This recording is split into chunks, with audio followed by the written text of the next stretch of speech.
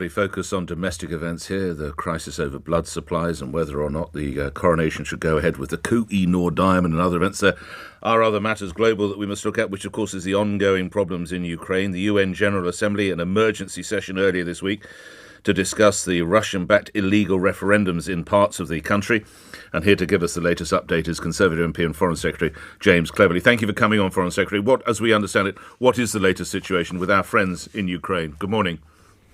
Nick, good morning. Well, the Ukrainians continue to do incredibly well in their autumn counter-offensive against Russian aggression.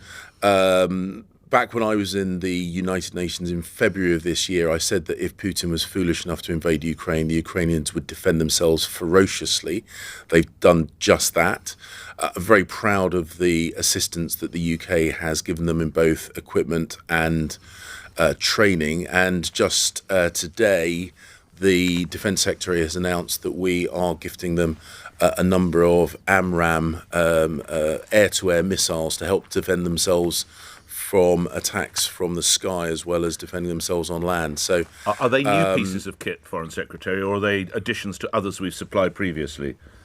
So this is a new equipment type in addition to other types of equipment. What does this provide for? An AMRAAM, I think you called it. What does that? So an AMRAAM, it's an advanced mid-range air-to-air missile. So basically, it is a part of the air defense system. It's a rocket. It's a missile that goes on Ukrainian fighters to help defend themselves against Russian air attack. Okay, thank you for that. Can we, when the Defence Secretary says that he doesn't think Russia is no longer a world power, do you concur? Well, Putin's foolish actions have broken Russia in so many ways. Just yesterday, we saw at the United Nations General Assembly 143 countries vote to condemn the illegal annexation of parts of eastern and southern Ukraine. So he's broken their standing on the world stage.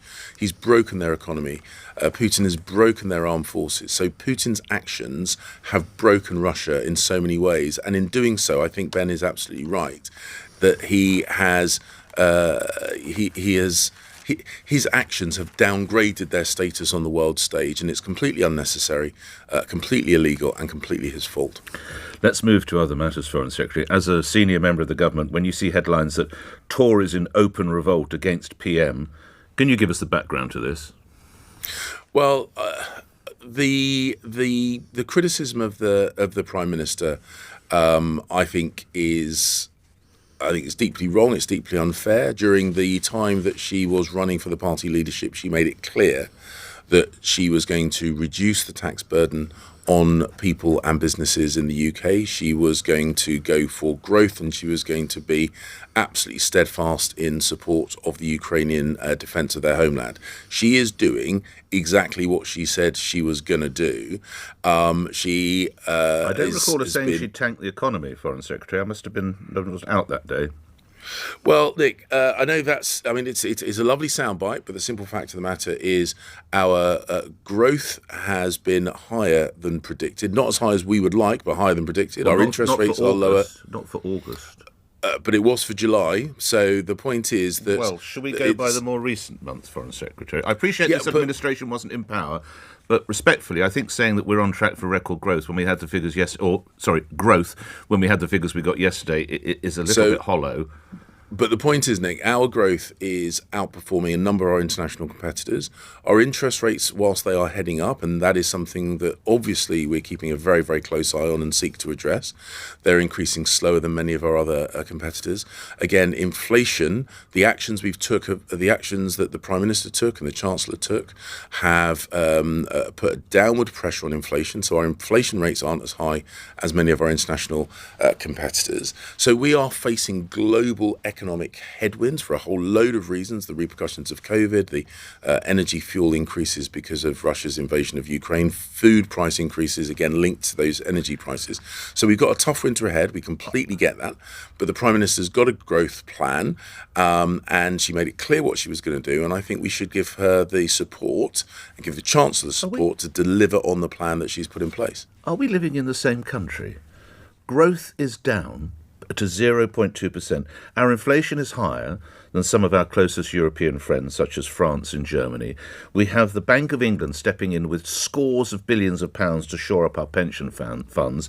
We have a number of mortgage products being taken off the market with zero notice, and a lot of people now struggling to pay their mortgage, or indeed getting a mortgage which is subsequently withdrawn because they can't make the payments. And you say we're in a good place. We must be in different countries, Foreign Secretary. So, Nick, let's just address some of the things. Let's just look at what would have happened had the Prime Minister and Chancellor not made the interventions that they made a little earlier on this month. There were families looking at the credible prospect of energy bills up around the £6,000 a year. We've protected them from that. There were businesses that were contacting me saying that if they didn't get support for their energy bills, they would have to pull down the shutters and let people go. So we've protected those people, we've protected those businesses. Inflation was set to be considerably higher than it is, but because of the fuel intervention in part, those inflation numbers, while still not where we want them to be, are less than they would otherwise have been. You're right that our inflation rates are not as low as some of our international competitors, but they are considerably lower than others. And the growth rate of, as you say, is not where we want it to be, but Liz has said that the intervention she is making, the stimulus to infrastructure investment, those investment zones around the country, are to drive up the growth rates that you've just made reference to. And the point I've made to some of our critics is you can't be critical of our low growth rates and also critical of all the interventions to stimulate growth. You've got to pick one or the other. Liz has picked growth, and that's the right answer. Do you think the whole mini budget might be abandoned? No, because the elements, as I say, the elements of that mini budget were about protecting families and businesses from the kind of economic shock that the increased energy prices brought through. That is not going anywhere. The commitment to make growth happen in the economy by speeding up the investment in in the UK from overseas, by speeding up decisions on infrastructure projects that boost growth, that's not going anywhere. Making sure that a 70-year high tax burden doesn't get worse, because remember, these people keep talking about tax cuts. Many of the interventions in that budget were about not putting in further tax increases that were predicted. That's not going anywhere. And the point is, it's the right thing to do because it stimulates growth. She's got a plan, and we've got to see through the plan. That's what she has made clear. And as that plan takes hold, as people feel that money coming into their bank accounts, the £1,200 for the 8 million most vulnerable households in the country, as they see the economic growth happen, that will build the confidence in the government, and that will be the message we take into the next general election. I know you're going to tell me it's just a poll, but why would it appear in parts... It's just a poll, Nick. It's just a poll. Well done, Mr. Cleverly. Why would it appear that in parts of the Blue Wall area in the south, your party is about as popular as toothache? Labour has a 13-point lead in 42 of the Conservatives' heartland constituencies. Now, I'm sure it's not yours, but colleagues such as Sir Ian Duncan-Smith, Dominic Raab, and someone you might recall, Boris Johnson, are now under threat. Why is your party so unpopular? Well, look, we are having to take very significant measures because of the unprecedented circumstances that we find ourselves in. That is unsurprisingly, I think, disconcerting to a number of people.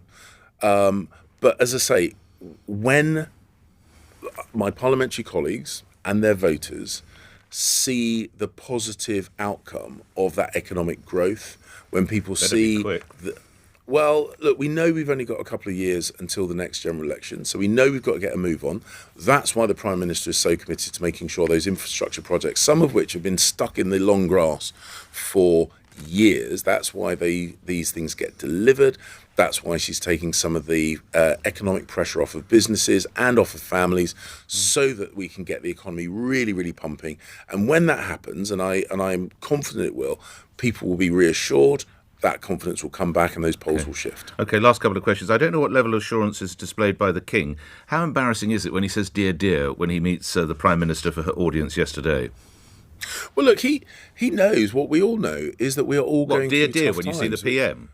we're all Hardly going a through message tough of support, times. Mr. Cleverly. You know, look, we're all going through tough times. I've had the privilege of meeting His Majesty the Well, I trust the he didn't say dear to you.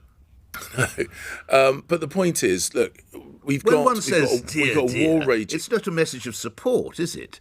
When you see what someone it and you is- say, if I saw you, and we have met, and I saw you, Jazz, and I said, dear, that's not exactly a word of encouragement, is it? So how So I embarrassing think- was it?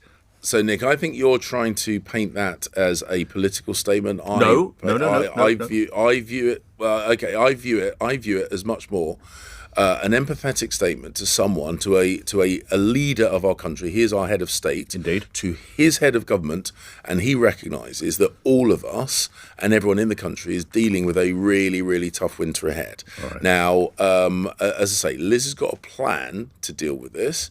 I think that it's the right plan. I'm going to back it, and I very strongly encourage my parliamentary colleagues to do likewise. Lastly, this is very much on your brief, the political sensitivities about Queen Consort or Queen Camilla wearing the Koh-i-Noor diamond at next year's coronation, should the diamond be in place. Foreign Secretary. Well, look, ultimately, this is a decision for the palace. It is a royal ceremony. The coronation is a royal ceremony. The one thing I have really noticed is that the king, I think, instinctively is very good at assessing and calibrating to the public mood, both domestically and internationally. 'Cause remember, he's not just the king of the UK; he's the king of countries all over the globe. It is a decision for the palace, but as I say, the decisions made by the palace are always done with a very clear understanding of the iconography and the image that it sends, both domestically and internationally. Grateful for your time today. Thank you, Foreign Secretary James Cleverly, appearing here on LBC, where at 2 minutes after 8, the news is next. On your radio, on Global Player, and Play LBC. leading Britain's conversation.